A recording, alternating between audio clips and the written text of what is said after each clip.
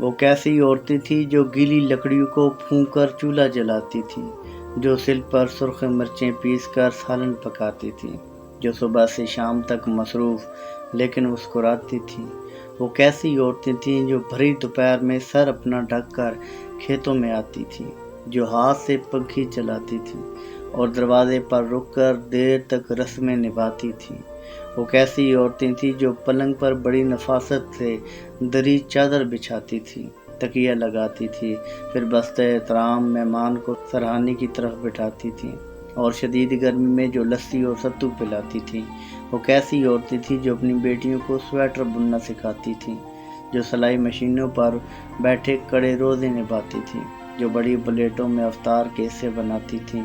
وہ کیسی عورتیں تھیں جو کلمے گاڑ کر لکڑی کے فریموں میں سجاتی تھیں، دعائیں پھونک کر اپنے بچوں کو سلاتی تھیں اور پھر جا نمازوں کو موڑ کر آ کر تکیے لگاتی تھیں۔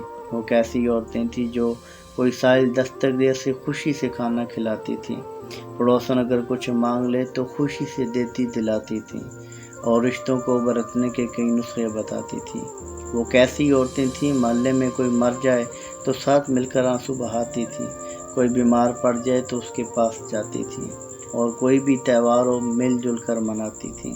کہ وہ کیسی عورتیں تھیں، میں جب بھی گاؤں جاتا ہوں تو فرصت کے زمانوں میں انہیں کو ڈھونڈتا پھرتا ہوں، گلیوں میں کچے مکانوں میں، کسی محفل میلاد میں، جزدان میں، تسبیح کے دانوں میں، کسی برآمدے کے طاق پر، باورچی خانوں میں، مگر اپنا زمانہ ساتھ لے کر کھو گئی ہیں وہ، کسی ایک قبر میں ساری کی ساری سو گئی ہیں وہ۔ وہ کیسی عورتیں تھیں، وہ کیسی عورتیں تھیں۔ سلام پہنچے۔